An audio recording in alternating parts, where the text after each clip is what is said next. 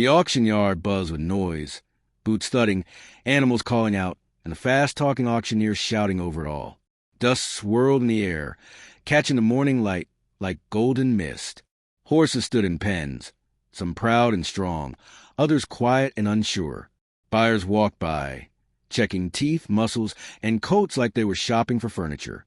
In the farthest pen, near a broken fence where weeds poked through the wood, stood a small colt, thin, scared, barely a year old. His coat was dull, his ribs visible, and his eyes wide with fear. He didn't call out, didn't stomp, didn't do anything to get noticed. His tag read 143. No one gave him a second glance. "Not worth a dime," one man muttered. "Looks like he's never had a real meal," another added. "He won't survive the week," someone else said, walking away. And just like that, no one bid. But then a woman stepped into the yard. She wasn't flashy, didn't wear high boots or expensive clothes. Her jeans were worn, her jacket faded from years of sun and wind. Her name was Mara, and she hadn't planned on coming to the auction that day. Not after everything she'd lost. Her husband, Eli, had passed 2 winters ago. Since then, the ranch had gone quiet. Not just the land, but her heart too. But something strange happened the night before. She dreamed of a colt, weak, trembling, standing alone in a storm. He looked straight at her, as if waiting. She woke up with tears in her eyes and a need she couldn't explain. So there she was. Mara moved slowly through the yard, looking not at muscle or posture, but at eyes. She paused here and there, clicking her tongue, watching how each horse responded. None held her attention until she reached the last pen. There he was, 143. Still, quiet, alone. His eyes didn't look at her, but somehow they still reached her. She stepped closer. He didn't flinch. She saw the scars under his belly, rough breaks, bad training. Someone had tried to force him into something he wasn't ready for.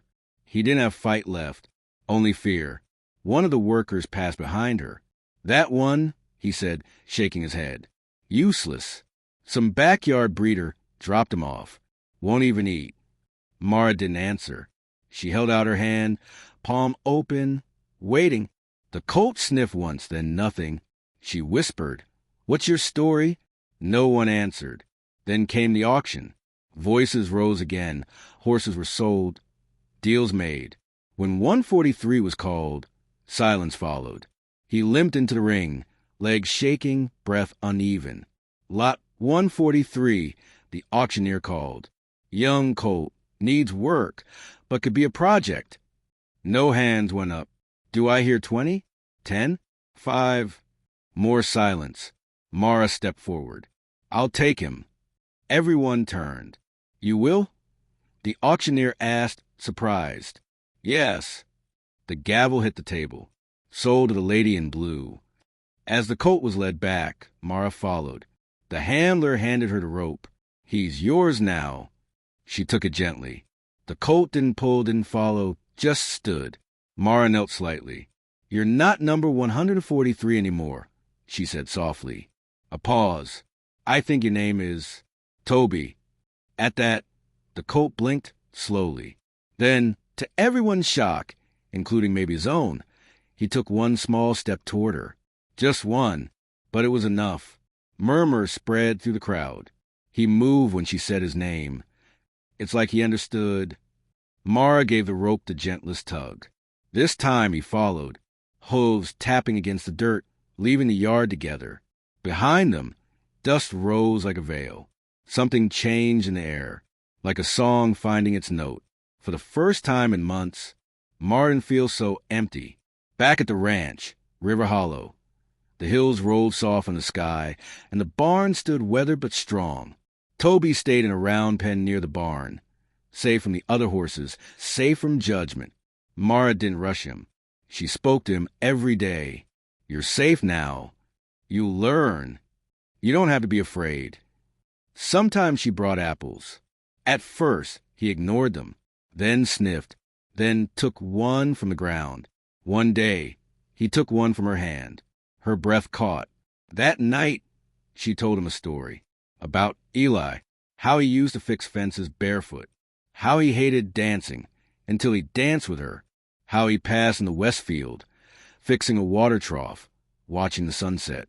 I know what it's like to be left with too much quiet, she said. That night, Toby didn't pace. He lay down. Mara watched from her window and cried without knowing why. The next morning, he stood by the gate before she even arrived. She smiled. They started training. Soft brushes, gentle touches, steady steps. Each day, a little more trust. Then came the storm. Rain poured hard. Thunder cracked the sky. Mara woke to find Toby missing. She ran into the rain, lantern shaking in her hand. Toby. Lightning lit the field. Then hooves. She turned. There he was, soaked, shivering, scared, but running back to her. She dropped the lantern, walked to him. He lowered his head, nuzzled her chest. She looped the lead around his neck, not to pull, but to walk beside him. Together, through the storm. Weeks passed. Toby grew stronger. He learned to walk beside her, to listen, to trust. Then one autumn morning, a letter came, an invitation. The State Youth Horse Exhibition wanted a rescued horse to show what resilience looked like. They wanted Toby. Mara looked at him. He stood tall by the fence, tail flicking, ears alert. He whinnied once. She smiled. They were ready. On the morning of the exhibition, fog curled over the hills. Mara stood beside the trailer, checking gear, tried to calm her nerves. Inside, Toby stood calm, listening. She touched his neck. We've got this. She didn't tell many people they were going. It wasn't about showing off. It was about showing the world what healing looks like. When they entered the arena, the crowd murmured. Toby wasn't polished. His build was lean. His steps weren't perfect. But he followed every cue, every whisper, every whistle. Then came the moment no one expected. Mara unclipped the lead. Stepped back. Toby stood free in the center. Silence. Then a low whistle, short, then long. Toby turned, walked to her, sure-footed, trusting. The crowd clapped. Someone wiped their eyes. Mara blinked back tears. This wasn't about tricks. It was about trust. Afterward, people came up to her. One older man tipped his hat. That's a fine horse you've got, ma'am.